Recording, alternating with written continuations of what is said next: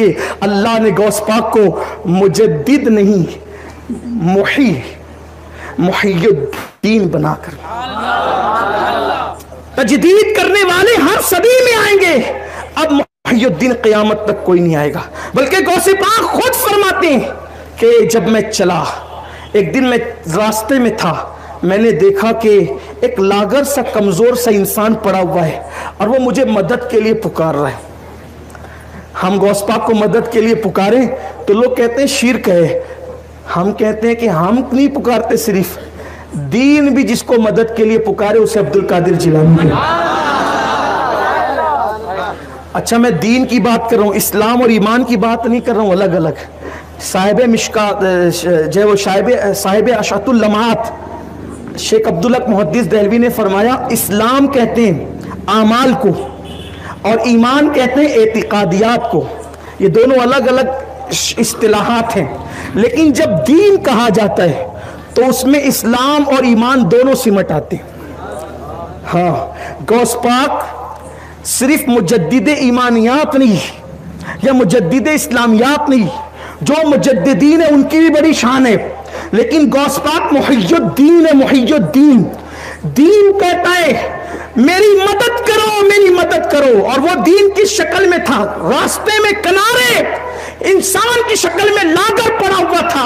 کہا کہ جب اس نے مجھے مدد کے لیے پکارا تو میں اس کی مدد کے لیے گیا، میں نے اس کا ہاتھ پکڑا، اور جب ہاتھ پکڑا تو میں نے دیکھا کہ جیسے اس کا ہاتھ میرے ہاتھ میں آیا وہ دھیرے دھیرے اٹھ کے کھڑا ہو گیا اور وہ لاغر سے تندرست و توانا انسان بن گیا۔ اور اس نے کہا عبد القادر مجھے پہچانا کون ہوں؟ تو میں نے کہا کون ہو؟ کہا تمہارے نانا کا دل تھا، مرنے کے قریب تھا، آپ نے سہارا دیا، اللہ نے مجھے نئی زندگی عطا کر۔ فرمایا آپ محی الدین ہے، محی الدین، دین کو زندہ۔ لوگ کہتے ہیں غوث پاک مردے کیسے زندہ کر سکتے ہیں؟ ہم کہتے ہیں جو دین زندہ کر سکتا ہے اس کے لیے مردہ زندہ کرنا کون سی بڑی بات؟ جس نے دین زندہ کیا، دین زندہ کرنا بڑی بات ہے، مردہ زندہ کرنا چھوٹی بات ہے۔ تو جو مردہ زندہ کرے کیا بڑی بات ہے ان کے، انہوں نے تو بچپن میں مردے زندہ کیے۔ تو حضور غوث الاعظم دستگیر فرماتے ہیں پھر میں چلا، میں مسجد آیا، جمعہ کا دن تھا، نماز کے لیے نماز ہوئی تو ایک شخص نے اپنے جوتے مجھے پہنائے اور کہا لو محی الدین، یہ جوتے پہن لو۔ دیکھو کبھی کبھی القابات انسان اپنے لیے خود تراشتا ہے، میرا یہ لقب ہونا چاہیے، میرا یہ لقب ہونا چاہیے۔ انسان جب خود لقب پائے نا تو حالات اس کو بھلا دیتے، لیکن جب قدرت کسی کو لقب دیتی ہے پھر صدیاں بیت جاتی ہے تو پھر القاب بھی زندہ رہتے۔ یہ لقب کسی انسان کا دیا ہوا نہیں، محی الدین اللہ کا دیا ہوا ہے۔ فرماتے ہیں کہ مجھے جوتے پہنانے لگا وہ شخص اور اس نے کہا لو محی الدین جوتے پہنو، حالانکہ اس سے پہلے مجھے اس لقب سے کبھی کسی نے پکارا نہیں تھا۔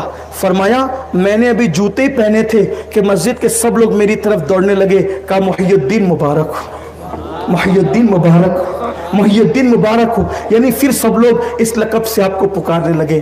حضور غوث الاعظم دستگیر پیران پیر روشن ضمیر رضی اللہ تعالیٰ فرماتے ہیں کہ بندہ اگر مصیبت میں مجھے پکارے واللہ میں اس کی امداد کو پہنچوں، میرا مرید مشرق میں ہو میں مغرب میں ہوں، وہ مجھے مدد کے لیے طلب کرے میں اس کی مدد کروں۔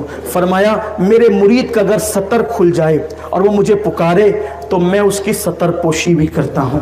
حضور غوث الاعظم دستگیر پیران پیر فرماتے ہیں میرے مریدوں پر میرا سایہ ایسے ہے جیسے آسمان کا سایہ زمین پر ہوتا ہے، اور ارشاد فرماتے ہیں حضور غوث الاعظم دستگیر میں نے اپنے اللہ سے وعدہ لیا ہے، ایک نہیں 70 مرتبہ وعدہ لیا ہے کہ اللہ تبارک و تعالی میرے مرید کو اس وقت تک موت نہیں دے گا جب تک کہ میرا مرید توبہ نہ کر لے۔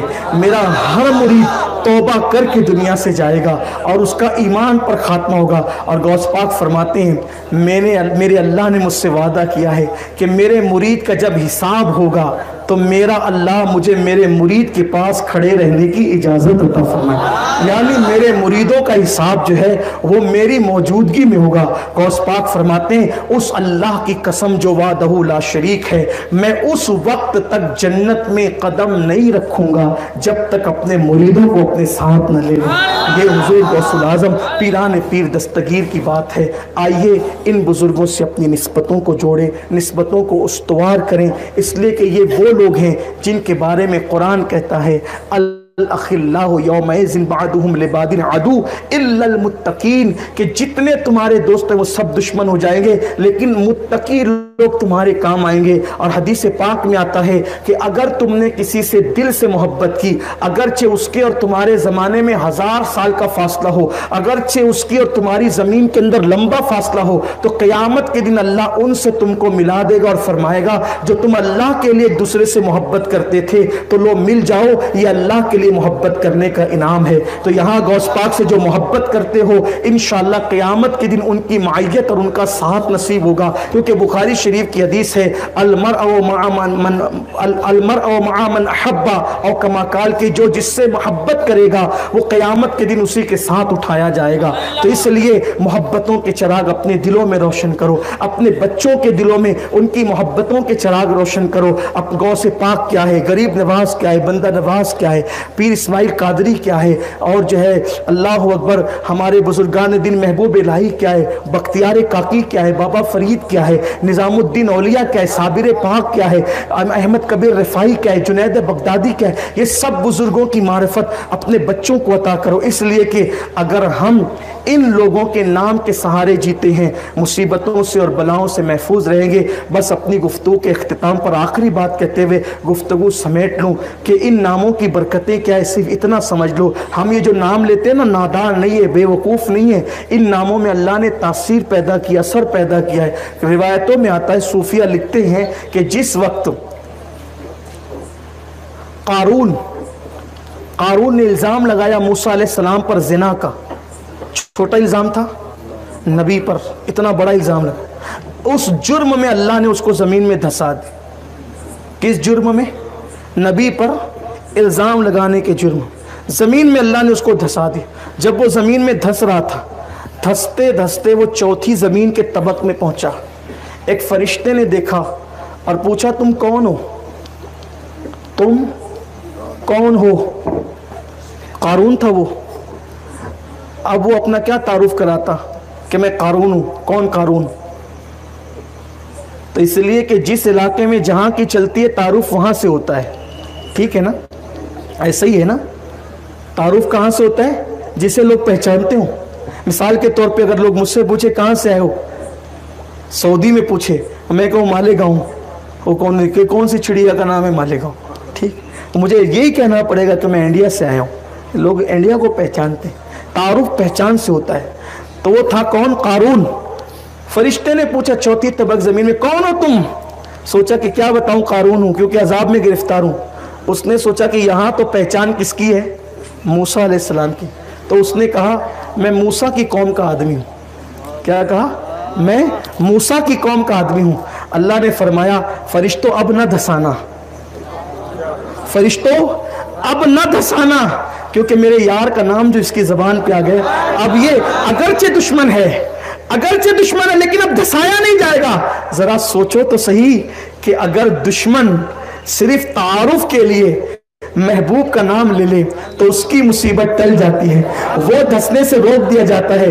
اگر غلام محبوبوں کا نام لے تو پھر ان لوگوں کی منزل، ان لوگوں کا مقام، ان لوگوں کے مرتبے کیا ہوں گے؟ ہم میرا میرا یوں نہیں پکارتے، یا غوث یوں نہیں پکارتے، یا خواجہ یوں نہیں پکارتے، یا فرید حق فرید کے نعرے یوں نہیں لگاتے، یا صابر حق صابر کے نعرے یوں نہیں لگاتے، یا رسول اللہ کی صدائیں یوں نہیں لگاتے، بلکہ اللہ کے محبوب بندوں کا نام جب کوئی دل سے لیتا ہے اللہ تبارک و تعالیٰ اس کی مشکلوں کو آسان کر دیتا ہے۔